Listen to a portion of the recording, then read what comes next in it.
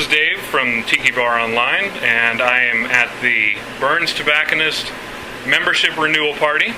Right now I'm talking with Sean Williams, the head of El Primer Mundo Cigars.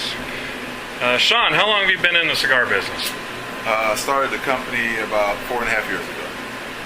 How did you get your start? I get asked that a lot. I didn't own a shop before. I wasn't a retailer. I didn't work for another cigar company. I was just a cigar enthusiast, much like yourself.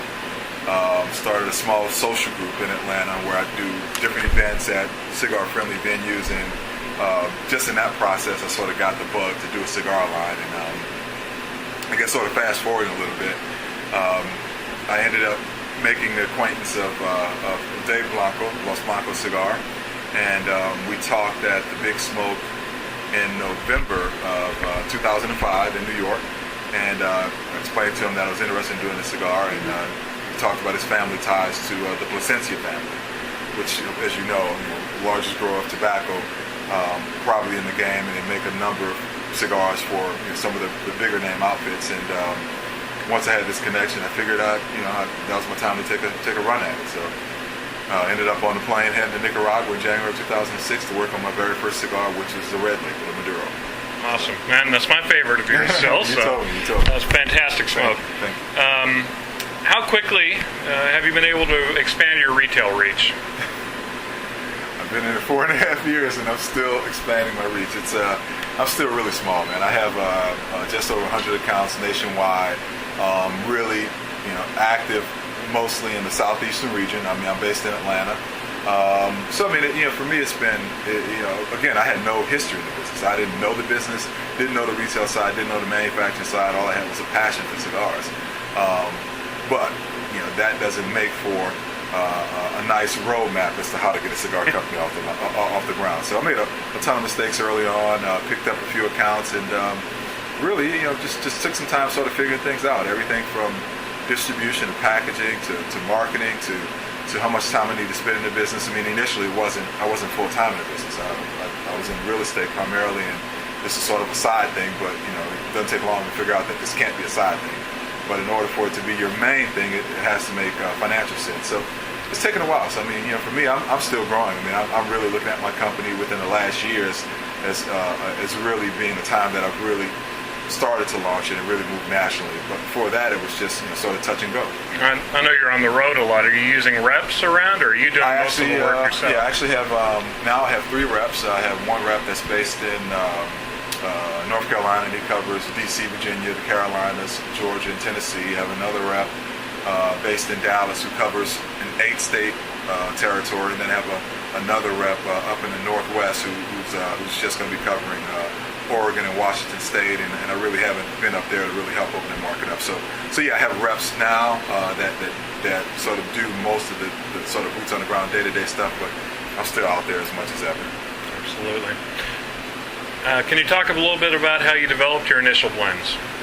Well, the first cigar I did, as I said, was the Maduro, and again, I was a big cigar smoker, but to be quite honest, I didn't know as much as I thought I did about tobacco at the time. And when I went down, I wanted to do a Maduro. I knew that.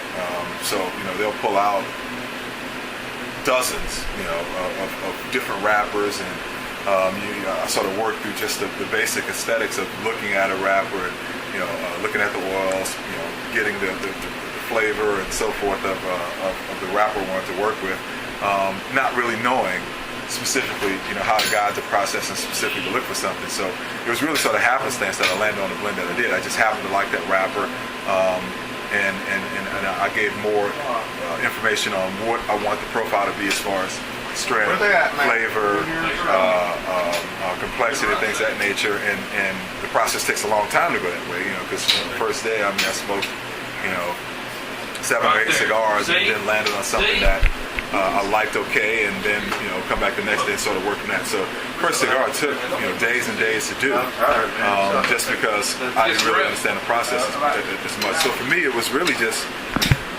really learning it, man, and really understanding what different tobaccos from different parts of the world and even in countries, what different tobaccos from certain regions in a country would do. So for me, it was a different process. I mean, now it's a lot more, thought out, I guess, to be quite honest. Sure. So your newest product is the Liga Miami, which we have right here. Yep. What was the inspiration for it? How does it fit in with the rest of your lineup? Well, I hadn't done a new cigar in 3 years. I mean, I did the Maduro and the Connecticut. Those were the first two I did, and I went back a little over a year later and did the Black Label, which was Rosado Oscuro. So I hadn't had anything new on the market for a while, and I wanted to do something. And I was actually in Nicaragua last summer working on a new blend, which I'm still sort of tinkering with. But in bringing out something new, I wanted to do something just totally different.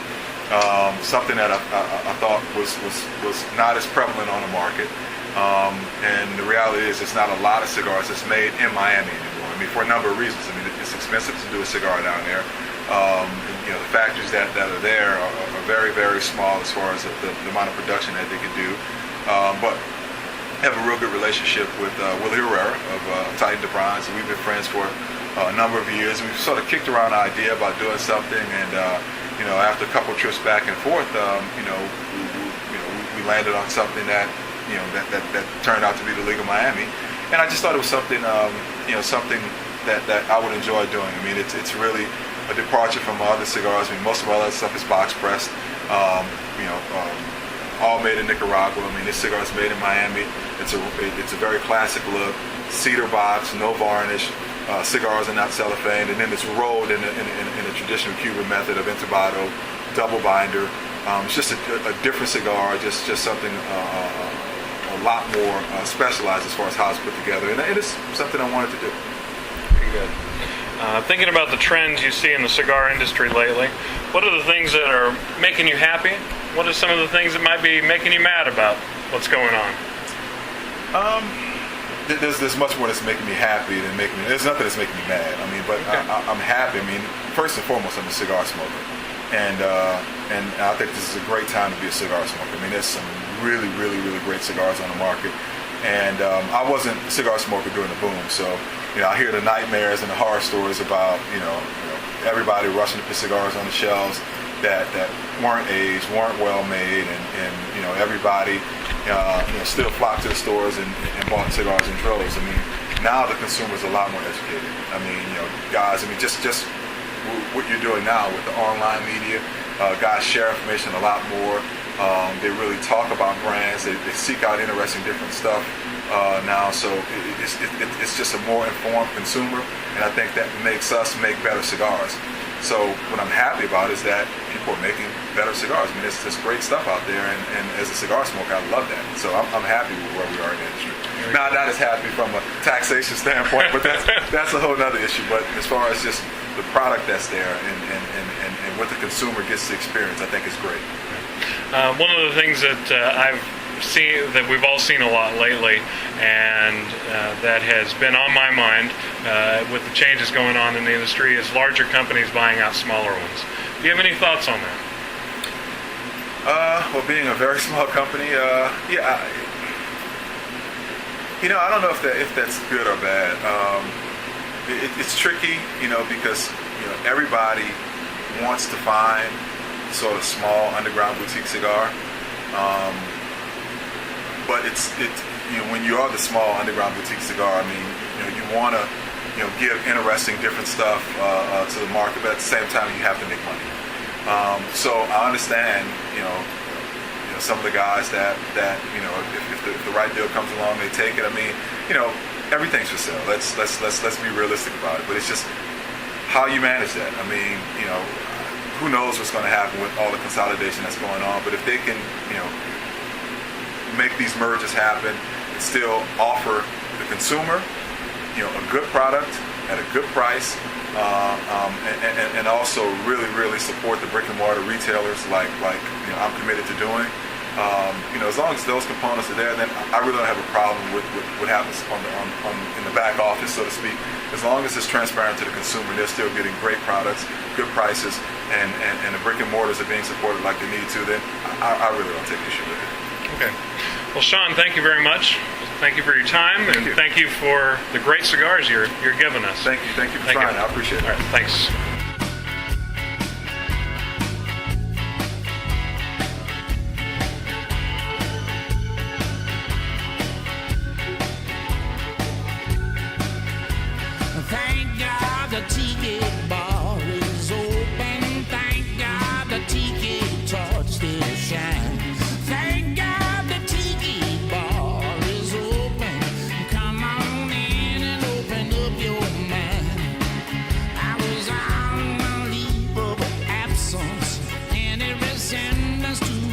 the table.